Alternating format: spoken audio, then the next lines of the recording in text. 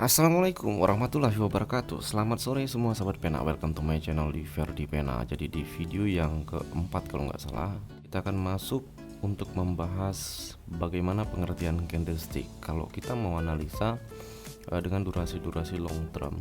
Karena kita akan bermain di wilayah spot margin. Seperti yang gue sampaikan kemarin, kita akan masuk analisis untuk cryptocurrency atau aset-aset mata uang kripto ya. Nah, gambar ini gambar gue ambil dari Google. Kalau kita berbicara pola candlestick pattern itu bahasa luar ya. Jadi kalau artinya ya pola candlestick. Pattern itu ya pola gitu loh. Kalau ada pola, berarti dia punya alur di situ. Nah, yang gue perhatikan selama ini, pengertian teman-teman tentang candlestick selalu berbicara pola yang seperti ini. Gue berikan sampelnya seperti ini. Nah, berdasarkan histori yang sudah terjadi atau kebiasaan pasar, ini cukup ringan sebenarnya. Gue berikan sampelnya seperti ini. Kamu pasti pernah berjumpa file-file PDF gambar-gambar candlestick dan kemudian cara analisa seperti apa. Kalau kamu jumpa pola yang seperti ini, kemudian kamu pasang buy karena di sini hasilnya buy gitu loh. Jadi pola-pola candlestick tersebut diambil berdasarkan kebiasaan pasar, sedangkan pasar tidak selalu seperti itu. Ini masalah. Nah, hal itulah yang akhirnya membuat kita direkomendasikan untuk melakukan kompensasi. Di sini gue akan tegaskan kepada semua teman-teman, khususnya sahabat pena. Kalau kita berbicara kompensasi adalah wujud atau upaya untuk kita mengembalikan kerugian kita di awal. Gue kasih logika yang pertama, ketika kamu masuk ke perdagangan digital, tentunya target kalian adalah untuk bagaimana caranya dengan modal yang minim kamu bisa mendapatkan keuntungan secara konsisten di setiap harinya. Pertanyaannya, kompensasi hanya berlaku bagi saldo-saldo sultan saja. Lalu bagaimana dengan kita yang saldonya kecil? Oke. Jadi, akhirnya kami sebagai tim analisis di DTZ Indonesia menganggap bahwa metode kompensasi, apalagi kompensasi dulu gue sering bahas dan teman-teman banyak menganggap gue negatif saat itu, dan hari ini semuanya terbukti, yaitu akhirnya saat itu kompensasi dibungkus menjadi sebuah strategi tanpa kalian sadari. Seperti yang gue sampaikan dulu, kompensasi itu adalah cara-cara kejam mendapatkan keuntungan dari situ, kemudian membakar uang user atau uang newbie dengan cara kompensasi. Gue berikan satu logikanya, ketika satu perdagangan kamu loss, terus kamu dipaksa kompensasi, gampang banget kok, gampang banget, tinggal di entry aja terus dilipat gandakan terus. Loss 2 kali, loss 3 kali, loss 4 kali, dan yang kelimanya kamu profit. Sekalipun di sini kamu mendapatkan profit, tapi ingat di sini ada 4 history loss yang telah kalian buat. Oke, di sinilah nilai keuntungan lebihnya. Dan ini kita menolak keras sejak dulu. Seperti yang gue sampaikan di video episode yang pertama kalau nggak salah, kita membahas tentang forex. Di situ gue sampaikan dengan tegas bahwa sangat sepakat dengan apa yang disampaikan oleh Master Gema Guyardi tentang banyaknya mentor-mentor atau youtuber trading yang bermain di wilayah edukasi, sedangkan dia sendiri belum tentu trading. 2-3 tahun yang lalu itu sering gue bahas mengenai baru trading 1 minggu tapi sudah bisa buka forum edukasi.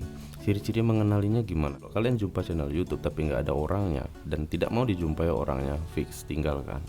Oke, kita lanjut. Bagaimana cara analisis yang menurut gue lebih logika dan lebih menggunakan rumusan-rumusan tekanan dorongan. Karena kalau kita berbicara candlestick ini, yang kita kejar hanya tekanan dorongan. Kamu mau beli buku candlestick harga 100 juta sekalipun, tetap hukum poinnya adalah tekanan dan dorongan.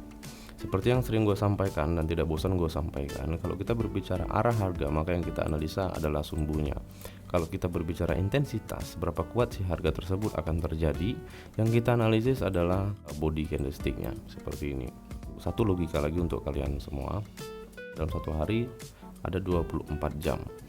Selama 24 jam akan banyak sekali pola-pola candlestick yang terbentuk ya, dari triple candle, double candle, bahkan single candle. Kemudian kalau kita berbicara kebiasaan pasar seperti yang tadi gue buka di awal, kalau kita entry menunggu terbentuknya misalkan seperti ini sudah terbentuk nih seperti ini.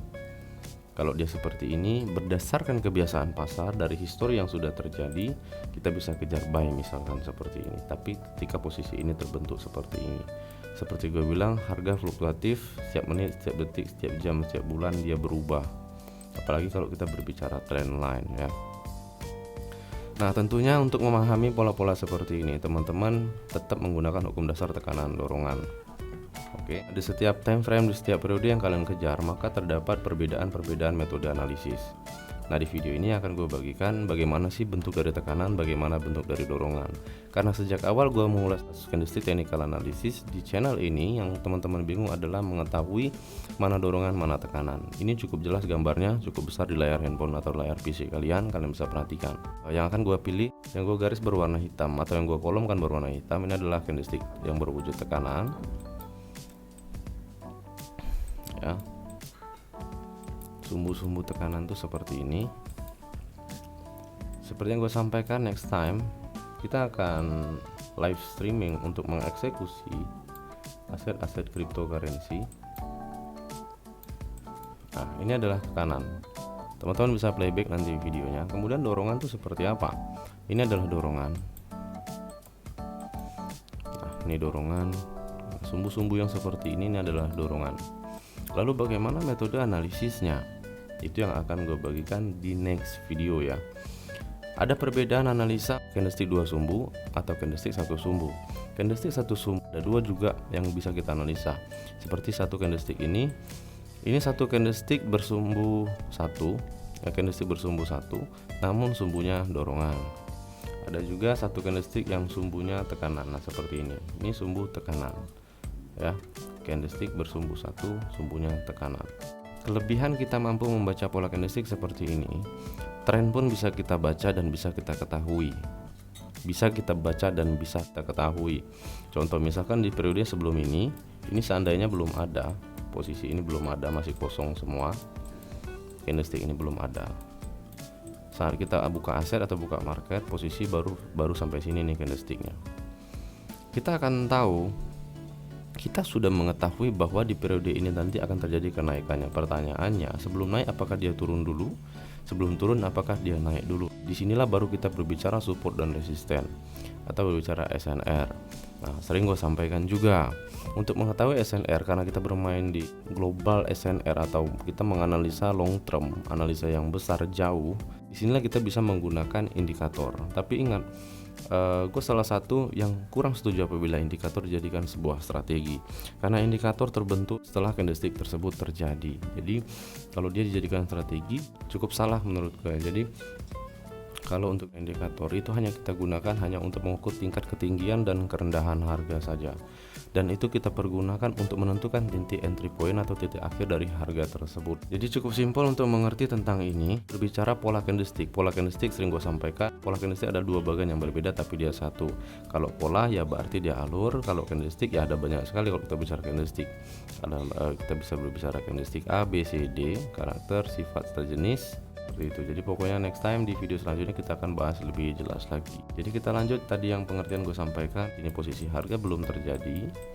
Bagaimana mengetahui harga ini akan naik? Gue ambil gambar tapi gue nggak tahu ini di time frame berapa tadi. Tapi gue ambil sampel aja. Misalkan harga sudah sampai sini seperti yang gue bahas tadi. Nah, ini adalah area resisten untuk di periode sebelumnya. Sebelum ini ya. Ini sudah menjadi area resisten. Nah, di sini kamu bisa perhatikan, ini pernah gue bahas di channel YouTube gue juga.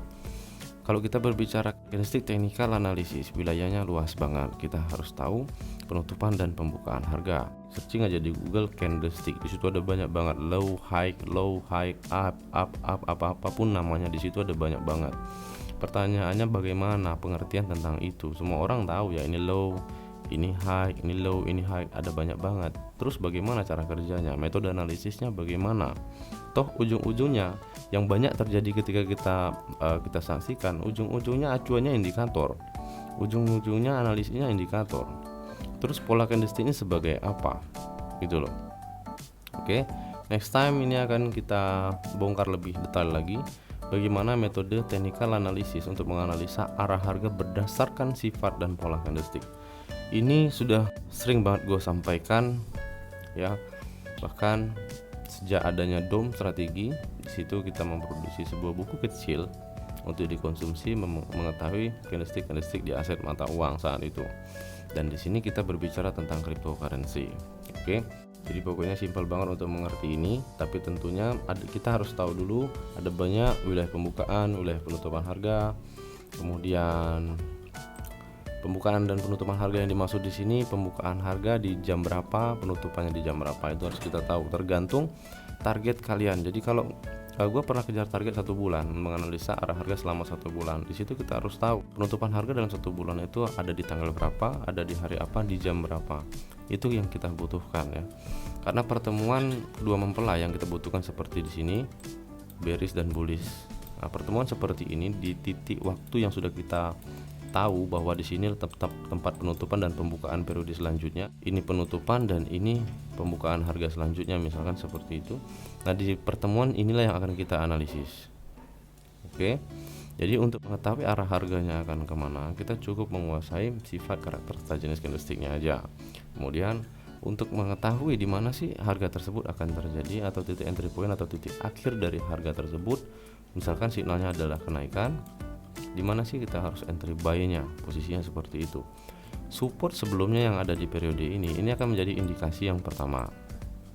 Saat ini tidak ada, ini akan menjadi indikasi yang pertama, indikasi kita bahwa ketika kamu mendapatkan sinyal kenaikan, sebelum dia naik dia akan mendekati support ini terlebih dahulu ya.